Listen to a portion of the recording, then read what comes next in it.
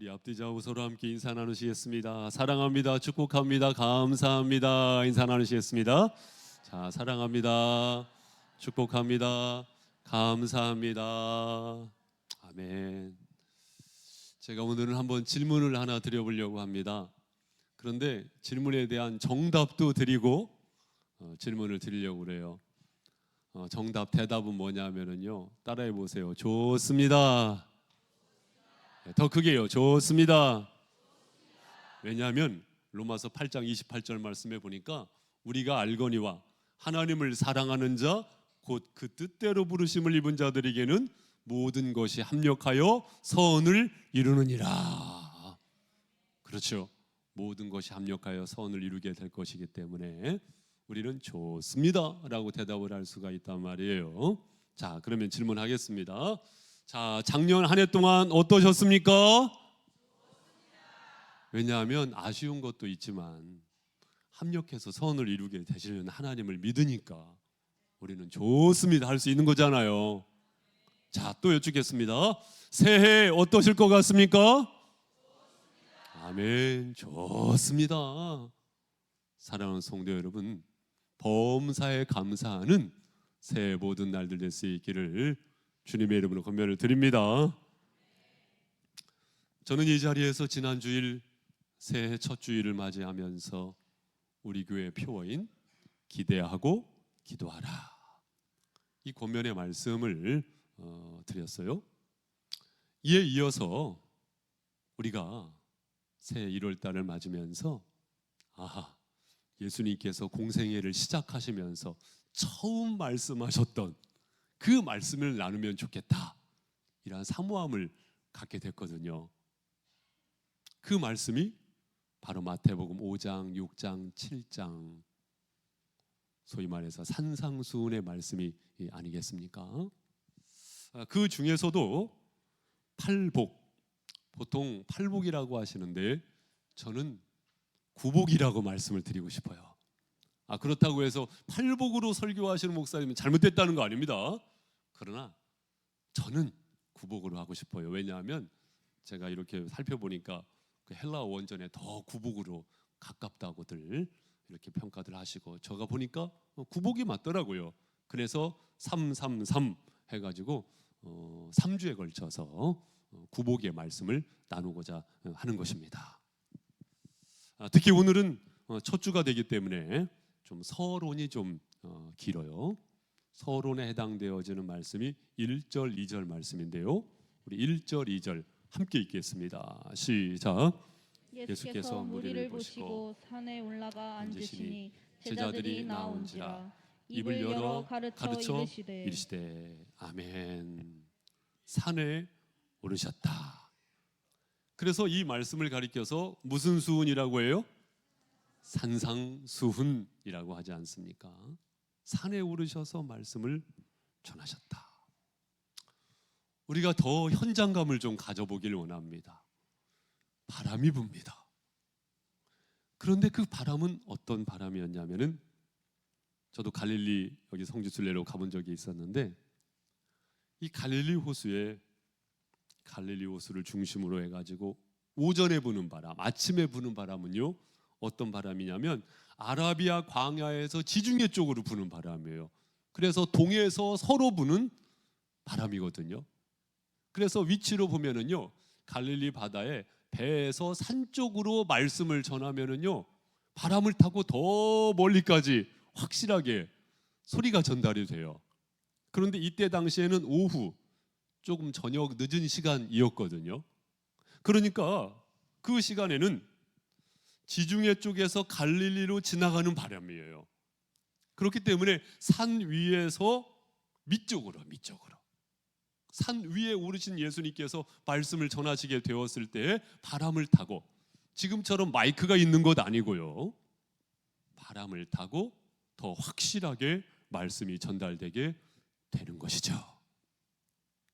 그러한 가운데서 산에 오르셔서 말씀을 전하시는 예수님.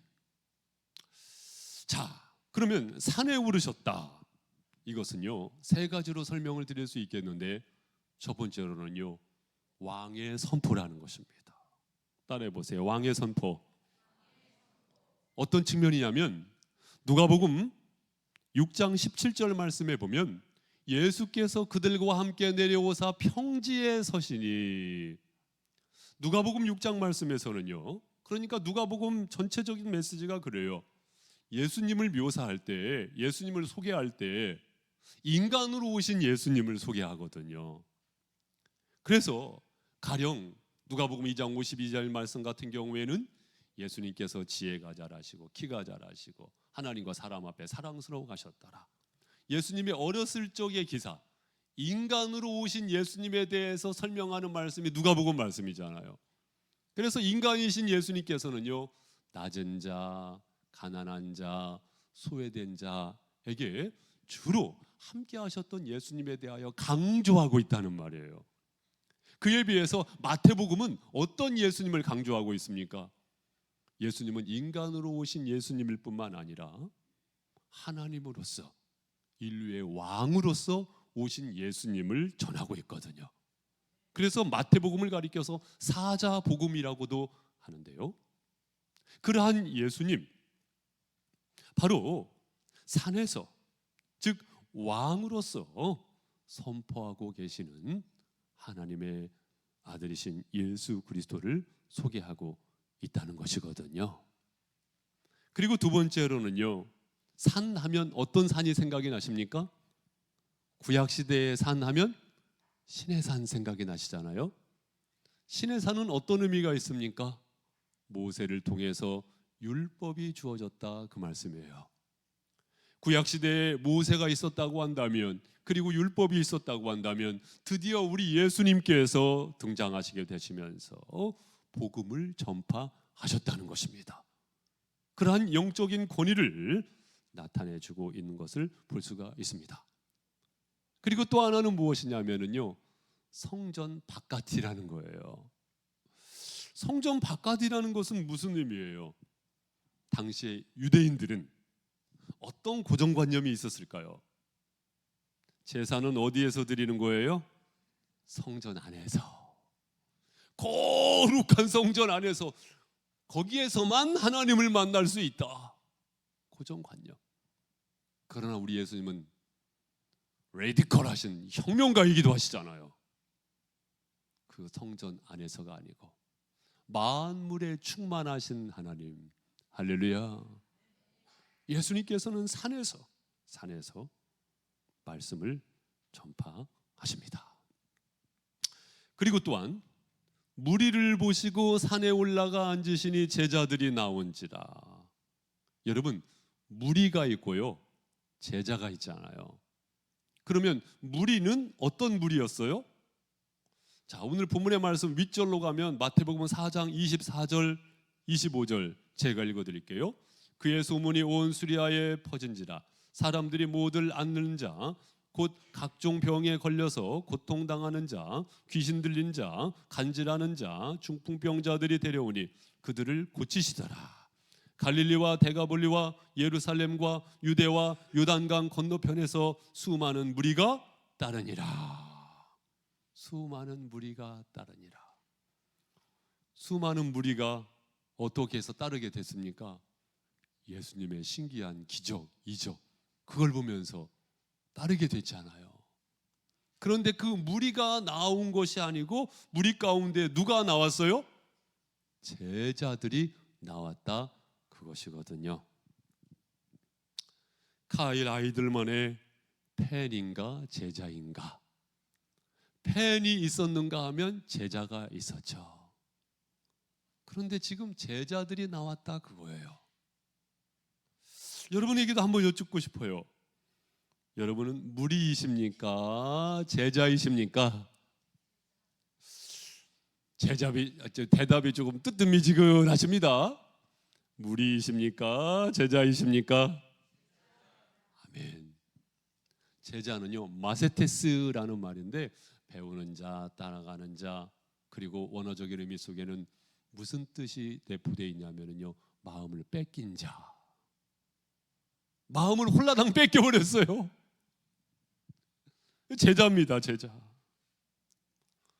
이 시간 구복의 말씀을 받기에 앞서서 준비가 필요해요.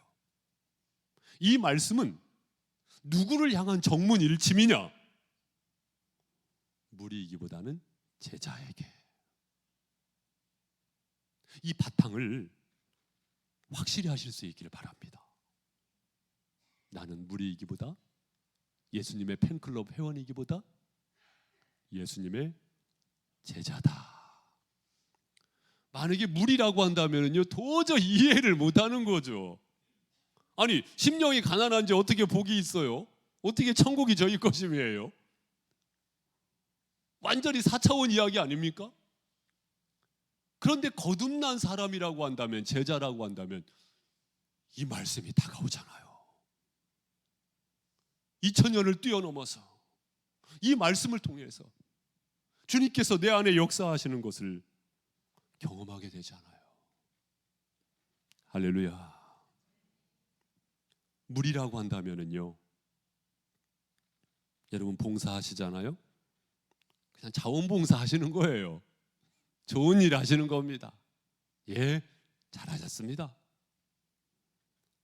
그러나 제자라고 한다면은요, 그 중심이 다르죠. 나의 섬김을 통해서 누가 기뻐하세요? 하나님께서 기뻐하신다. 내 생애 속에서 내가 상급을 면류관을 다 받지 못해도 내가 하나님을 만났을 때 우리 하나님께서 기뻐하시고 나를 얼싸게 안아준다. 그 소망이 다르죠. 소망이 다르죠. 하나님께 영광이 되어진다. 할렐루야. 성가대로 찬양팀으로 섬겨주셔서 감사드립니다. 단순히 공연을 하는 게 아니죠. 누구를 향하여? 살아계신 하나님을 향하여, 나와 함께 하시는 주님을 향하여 찬양하는 거잖아요. 신앙의 고백이잖아요. 내 실력 발휘가 아니고 신앙의 고백이잖아요. 인정하시면 아멘. 교회 학교 선생님들, 아이들을 향해서 말씀 잘 가르쳐 주셔서 감사해요. 그런데 그냥 소설 읽어준 거 아니잖아요. 무리라고 한다면 소설 읽어준 것 다를 바 없죠. 그러나 제자잖아요. 그 말씀은 살아계신 주님의 말씀, 그 말씀을 이 입술을 통해서 전할 수 있게 되었다는 것, 이 감동이지 않습니까? 그 말씀을 내가 손해볼지언정 내 삶을 통하여서 알리게 되었다는 것, 감사한 거잖아요. 제자의 고백 아닙니까? 할렐루야. 세상에서는 명함 내놓을 수 있죠. 그러나 봉사하고 섬기는 자리에서 더 낮아질 수 있는 것, 하나님께서 역사하시는 것인 줄 믿습니다. 나의 신앙의 고백을 통해서, 신앙의 고백이 없으면 어떻게 할 수가 있겠어요? 만약에 새신자라고 한다면, 전도 대상자라고 한다면 여전히 무리에 속한 것 인정할 수 있죠. 그러나 이제는 새신자가 아니잖아요. 전도 대상자가 아니잖아요. 성도로서, 직분자로서, 목회자로서, 만약에 목회자로서 제자됨의 고백이 없으면 사꾼목자 되는 거죠. 양을 위하여 목숨 바치는 참목자 돼야지 사꾼목자가 돼서 쓰겠습니까? 사랑하는 성도 여러분, 이 자리에 계신 한 분 한 분께서 믿음의 정체성을 확실히 하실 수 있기를 주님의 이름으로 축복합니다. 특히 이끄는 자의 위치에 있으시다고 한다면, 여러분 아시다시피 누가복음 6장 39절 말씀에 보면 맹인이 맹인을 인도하면 둘 다 구렁텅이에 빠지잖아요. 제자됨을 확실히 하실 수 있기를 바랍니다. 중심을 잘 잡으세요. 우리 교회를 어떻게 만들어갈 건가 중심을 잘 잡으세요. 여러분의 가정을 어떻게 세워갈 건가 중심을 잘 잡으세요. 여러분이 인도할 영혼을 어떻게 인도할 건가 중심을 잘 잡으세요. 제자됨의 정체성을 확실히 하실 수 있기를 바랍니다. 2절 말씀 보겠습니다. 2절 우리 성도님들 읽어보세요. 시작. 입을 열어 가르쳐 이르시되. 짧은 말씀입니다마는 입을 열어 가르쳐 이르시되, 드디어 예수님께서 입을 열어서 가르치셨다. 이것은 무슨 의미가 있냐면요, 여러분 아시다시피 예수님께서 등장하시기까지 구약시대에 계속해서 선지자를 보내주셨거든요. 그러나 400년 동안에는 선지자를 보내주지 아니하시고 말씀이 기록되지 않아요. 침묵기라고 하죠. 역사로서는 중간사라고 하는데 이 침묵기가 있었어요. 그런데 그 침묵기를 깨뜨리시고 예수님께서 등장하셔서 입을 열어서 가르치셨다. 마가복음 12장 말씀에 보면 포도원 농문의 비유가 나옵니다. 포도원, 그 주인이요, 포도원을 세우고 타국으로 갑니다. 그리고 농부들에게 이 포도원을 맡기죠. 일정 시간이 흘러서 그 소출을 일정량 받기 위해서 종을 보냈어요. 그런데 농부들이요, 이 종을 때려가지고 보내요. 소출을 보내기는 때려가지고 보내요. 그러니까 다음 종을 또 보냈는데 또 때려가지고 보내요. 또 다음 종을 보냈는데 심지어 죽이기까지 했어요. 그래가지고 나중에 누구를 보냅니까? 아들을 보내잖아요. 주인의 아들을 보내잖아요. 마찬가지죠. 하나님께서 구약시대의 선지자들을 보내십니다. 그래서 말씀을 전하게 하시고 예언하게 하시고, 그러나 나중에는 독생자이신 예수 그리스도를 보내신 줄로 믿습니다.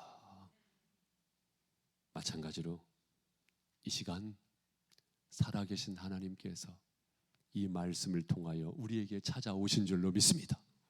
카이로스, 때가 참에 이 시간 말씀을 통해서 나의 주님이 찾아오신 것을 믿으실 수 있기를 주님의 이름으로 축복합니다. 그러한 가운데 3절 말씀 같이 읽죠. 시작. 심령이 가난한 자는 복이 있나니 천국이 그들의 것이며. 아멘. 심령이 가난한 자는 복이 있나니. 여러분, 이 복은 어떤 복이냐면요, 심령이 가난한 자는 이미 복이 있는 거래요. 심령이 가난하면 복 줄게 이것이 아닙니다. 심령이 가난한 자는 이미 복이 있는 거래요. 그래가지고 천국이 그들의 것이라는 것입니다. 그러니까 이 복은요, 소유의 복이기보다는 실상은 존재의 복. 소유냐 존재냐, 이미 그 존재성을 가진 것이 복이라는 것입니다. 할렐루야. 그러면 심령의 가난함이란 무엇이냐? 가난하다는 것은 비어있는 것을 말하는 것이죠. 비어있다는 것은 동시에 사모함을 말하는 것이죠. 그것도 어떠한 사모함을 말하는 것이냐? 간절한 사모함을 말하는 것이죠. 그 가난함, 그 가난함, 우리가 신앙생활을 할 때에 그 가난함, 그 가난함, 혹시 그 가난함의 복을 잃어버린 분이 계시다고 한다면 이 시간을 통해서 회복하시기를 주님의 이름으로 축복합니다. 그 가난함이 있어야 돼요. 그 가난함이 있어야 합니다. 그럴 때에 천국은 뭐냐면 저 별똥별 어디에 뒤에 있는 어디를 말하는 게 아닙니다. 천국은요, Kingdom of God, Kingdom of Heaven, 하나님의 다스리심을 말하는 것입니다. 조막이나 궁궐이나 빈들이나 산이나 내 주 예수님과 동행하면 그분이 과연 주님 되심, 그분이 과연 왕 되심, 이것을 고백한다면 아무리 철장 안에 갇혀 있어도요, 그곳이 천국인 줄로 믿습니다. 다스리심과 통치하심을 말하는 거거든요. 우리가 신앙생활을 할 때 이 가난한 마음을 잃어버려서는 안 됩니다. 로마서 12장 16절 말씀에 보면 서로 마음을 같이하여 높은 데 마음을 두지 말고 도리어 낮은 데 처하며 스스로 지혜 있는 채 하지 말라. 높은 데 마음 두지 말라는 거예요. 무엇 때문에 어깨를 우쭐하고 있느냐? 높은 데 마음 두지 말라는 겁니다. 천국 경험 못해요. 로마서 12장 3절 말씀 같이 읽어보죠. 시작. 내게 주신 은혜로 말미암아 너희 각 사람에게 말하노니 마땅히 생각할 그 이상의 생각을 품지 말고 오직 하나님께서 각 사람에게 나누어 주신 믿음의 분량대로 지혜롭게 생각하라. 아멘. 마땅히 생각할 그 이상의 생각을 품지 말고. 사랑하는 성도 여러분, 마음을 높은 데 두지 마십시오. 가난함의 행복, 그것을 잃어버리지 마시기를 주님의 이름으로 권면을 드립니다. 그래서 유진 피터슨이라는 분이 계세요. 이분은 별명이 뭐냐면 목사들의 목사라는 별명이 붙었을 만큼 목사들의 선생님이십니다. 목사님들의 선생님. 물론 지금은 자꾸 하셨지만 이분께서 메시지라는 성경을 쓰셨거든요. 이 메시지 성경에는 이 마태복음 5장 함께 읽으신 3절 말씀을 이렇게 번역을 하셔서 기록을 하셨더라고요. 어떻게 기록을 하셨냐면 벼랑 끝에 서 있는 너희는 복이 있다.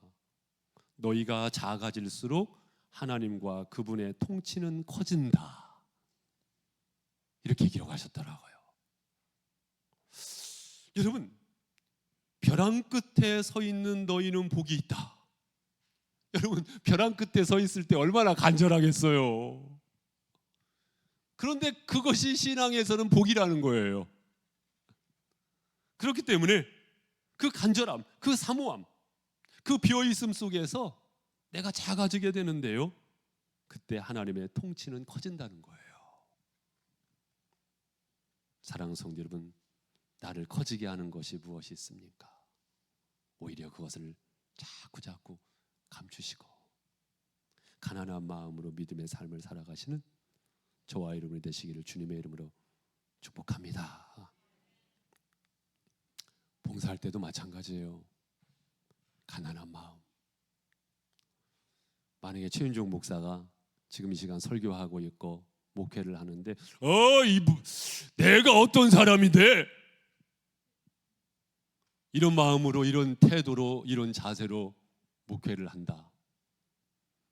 과연 천국을 경험할까요?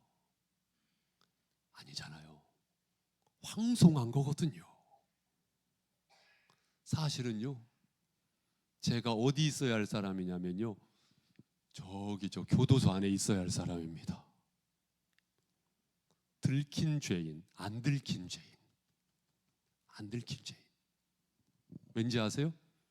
제가 이렇게 단추 잠그고 있거든요. 속 드러내 보이지 않고 있거든요. 그러나 하나님 내 속을 보시잖아요. 내 머릿속을 들여다보고 계시잖아요. 하나님이 나를 불쌍히 여겨주셔서 감춰주신 것뿐이에요. 안 들킨 죄인, 안 들킨 죄인. 그렇기 때문에 이 자리에 설 때마다 황송한 겁니다. 황송한 거예요. 감사한 겁니다. 뿐만입니까? 우리가 봉사하고 섬길 수 있다는 것 감사한 겁니까? 안 감사한 겁니까? 제가 일부 시간에도 여러분 좀 부담되실지 모르겠지만 질문 드렸어요. 개개인에게 몇 분 질문 드렸습니다. 우리 앞에 계시니까 우수경 집사님 어제 늦게까지 찬양 연습하시고 오늘 뭐 불 받으셨는지 시간 넘었는데 계속 찬양하시대. 자, 오늘 찬양 인도하실 때 피곤하지만 이렇게 섬기시는 것이 감사한 것입니까? 안 감사하십니까? 아멘. 우리 박수 한번 해주시기 바랍니다. 자, 자, 우리 최유수 권사님 일찍 오셔서 허리 90도로 굽혀 가시면서 봉사하시고 섬기시고 안내하시는 것 감사하신 겁니까? 안 감사하신 겁니까? 아멘. 박수를 한번. 저 안 할 줄 알았죠? 우리 박일수 권사님 한 주간 동안 떡 만드시느라 힘들고 어려우시겠지만 그런 아침 일찍 오셔서 주방에서 맛있는 밥을 짓으시고 반찬을 만드시고 또 이렇게 예배에 집중하시면서 피곤함을 뒤로하고 하나님 앞에 깨어 있으시게 된 것 감사하신 겁니까? 안 감사하신 겁니까? 아멘. 박수를 한번요. 우리 김선재 집사님 카페 개업하시고 카페 운영하시느라 신경도 많이 쓰시고 이 모양 저 모양으로 힘든 일 많을 텐데 아침 일찍 오셔가지고 주일학교 아이들 찬양 인도하고 가르치시고 또 이렇게 예배에 집중하시게 된 것 감사한 겁니까? 안 감사한 겁니까? 할렐루야. 여러분, 하나님이 우리를 써주시는 게요 감사한 겁니다. 감사한 것입니다. 이 가난함, 이 심령의 가난함 이거 잃어버리시면 안 됩니다. 높은 데 마음 두지 마시고요. 마땅히 생각할 그 이상의 생각을 품으려고 하지 마시고요. 이 가난함의 행복을 잃어버리는 일이 없기를 주님의 이름으로 권면을 드립니다. 또한 이어서 4절 말씀 읽어드리겠습니다. 애통하는 자는 복이 있나니 그들이 위로를 받을 것이며. 애통은 눈물입니다. 하나님의 마음을 품고 흘리는 눈물입니다. 하나님을 위해서, 더 사랑하기 위해서, 거룩한 도약을 위해서, 용서하기 위해서, 타인을 위해서 흘리는 눈물입니다. 하나님을 위해 과연 하나님이 원하시는 것이 무엇일까? 내 옛 자아가 원하는 것을 따라가는 것이 아니고 내 안에 영적 생명력이 없다면 그렇게 되죠. 그러나 내 안에 예수가 있다고 한다면 과연 주님께서 원하시는 것이 무엇일까? 이것을 위해서 몸부림치는 눈물입니다. 거룩한 도약을 향하여 갈 때에 죄 때문에 흘리는 눈물, 죄 때문에 흘리는 눈물, 그 애통함을 말하는 거거든요. 용서하기 위하여 흘리는 눈물. 나의 신앙 인격의 분량으로 용서할 수는 없지만 주님께서 말씀하셨기 때문에, 나의 삶을 통해서 주님의 영광이 나타나야 하기 때문에 70번씩 7번이라도 용서할 수 있는 그 용서를 위한 눈물, 더 사랑하기 위해서 또한 타인을 위하여 흘릴 줄 아는 눈물. 그때 주님의 위로가 임할 줄로 믿습니다. 타자를 위하여 산다는 것은요, 사실은요 내가 사는 길이기도 합니다. 여러분, 제가 종종 썬다싱 이야기를 했죠. 청소년 시절 때 정말로 감동 깊게 읽었었던 얇은 책자 썬다싱의 생애. 한 번은 히말라야 산맥을 넘어가는데 세 사람이 갑니다. 썬다싱과 두 행인 함께 갑니다. 그런데 그 산맥을 넘어간다는 것이 쉽습니까? 한 사람이요 넘어지고 말았어요. 썬다싱은 그를 안고 이고 산맥을 넘어가는데 한 사람이, 아니 이러다가 이제 해는 지고 있는데 우리 얼어 죽게 생겼어. 이 사람 그냥 내팽개치고 갑시다. 내팽개치고 갑시다. 내팽개치고 갑시다. 썬다싱은 안 된다는 거예요. 이 사람 살려야 한다는 거예요. 내팽개칠 수 없다는 겁니다. 그런데 그 멀쩡한 사람, 나는 살 테야, 나는 살 테야, 뚜벅뚜벅 혼자 갑니다. 밤새도록 썬다싱은 이 사람을 업고 안고, 그러다가 자신도 넘어지고 또 업고 안고 또 넘어지고, 밤새도록 그 산맥을 넘어가면서 땀이 뒤범벅이가 돼요. 땀이 뒤범벅이가 돼요. 꼭두 새벽쯤에 마을 어귀쯤 다다랐을 때 글쎄 한 사람이 꽁꽁 얼어붙어 죽어 있는 겁니다. 누구예요? 나 살겠다고 먼저 간 사람. 하지만 썬다신과 그 친구는요, 밤새도록 서로를 위해서 흘렸었던 그 땀으로 인하여서, 그 체온으로 인하여서 오히려 하얀 눈을 녹이고도 남는, 얼음을 녹이고도 남는 사랑의 열정으로 살게 되는 것 아니겠습니까? 타인을 위하여, 타자를 위하여 산다는 것은 또한 내가 사는 길이기도 한 것이거든요. 위로를 경험하는 것이거든요. 여기에서 말하는 위로는 단순히 감정적 위로이기보다도 성령님께서는 위로의 성령이신 줄 믿습니다. 성령님을 경험한다는 것입니다. 하나님을 경험한다는 것입니다. 하나님께서 내 편 되어 주신다는 것입니다. 할렐루야. 오늘의 마지막으로 5절 말씀 같이 읽죠. 5절 시작. 온유한 자는 복이 있나니 그들이 땅을 기업으로 받을 것이며. 아멘. 여러분, 온유는 무엇입니까? 절제된 부드러움이죠. 여기에 진짜 힘이라는 것이 있는 것 아니겠습니까? 남용되는 분노가 아닌 절제된 부드러움. 자극과 반응 사이에는 선택이 있는데 그 선택을 온유함으로 하는 것입니다. 부드러움으로 하는 것입니다. 그 선택이 폭력적이지 아니하고 비폭력적인, 그래서 배려할 줄 아는 마음씨, 이렇게 설명드릴 수가 있겠어요. 여러분, 마음에 씨가 있다는 것 아시죠? 마음씨를요 곱게 가져야 합니다. 부드럽게 가져야 합니다. 자칫 마음의 씨를요 두고 보자 이렇게 가지면은요 그 사람은 마치 이 안우주머니, 우리 충청도 사투리로 호랑, 이 호랑에다가요 시뻘건 불덩어리, 숯덩어리를 가지고 다니는 것하고 똑같습니다. 그 불덩어리는요 언젠가 나를 태우죠. 그 불덩어리는요 누군가를 태우죠. 언젠가 두고 보자. 마음을 그렇게 가지면 안 돼요. 그럴 수 있지. 그런 가운데에서 부드러움을 가져야 합니다. 온유함을 가져야 한다는 말씀입니다. 그렇다면 그 온유함은 어디에서 오냐면요, 따라해 보십시오. 자족함에서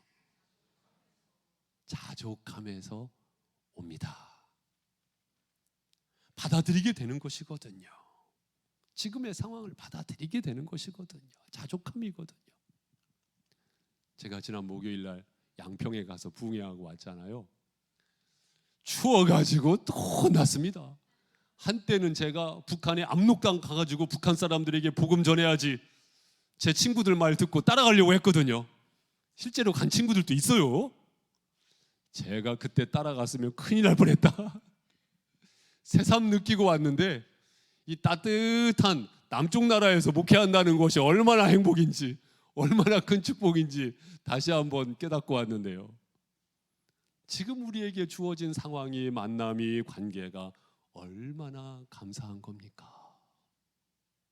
받아들임이거든요. 만족함이거든요. 스스로 자족할 줄 아는 것이거든요. 여기에서 소위 말해서 온유함이 있습니다. 그래가지고 말씀드렸던 유진 피터슨 목사님이 메시지 성경에 이 말씀을 이렇게 기록했더라고요. 더도 말고 덜도 말고 자신의 모습 그대로 만족하는 너희는 복이 있다. 그때 너희는 돈으로 살 수 없는 모든 것의 당당한 주인이 된다. 그렇죠? 자족하지 않으면요 끌려다니는 삶을 살아요. 내가 주체가 되지 못하고 끌려다니는 신세가 됩니다. 여유가 없죠. 불안하죠. 그러나 자족하고 만족하지 않아요? 모든 것에 여유가 있고요, 부드러움이 생기죠. 사랑하는 성도 여러분, 온유한 자는 복이 있나니 그들이 땅을 기업으로 받을 것이며, 이 복의 주인공이 되시기를 주님의 이름으로 축복합니다. 사랑하는 성도 여러분, 새해 복 많이 받으십시오. 수요의 복 이상으로 존재의 복 많이 받고 누리십시오. 심령이 가난한 자로 사시기 바랍니다. 자꾸 마음을 높은 데 두려고 하지 마세요. 거기에 행복이 없어요. 천국이 없어요. 오히려 낮아질 때 슬퍼할 줄 알아야 합니다. 죄와 타협하기보단 그 죄로 인하여서 슬퍼할 줄 알고 하나님의 기쁨 이기 위한 눈물을 흘릴 줄 알아야 합니다. 자족함 속에서 온유한 자가 되시고 진정한 의미에서 복된 자로 믿음의 삶을 이어실 수 있기를 주님의 이름으로 축복합니다.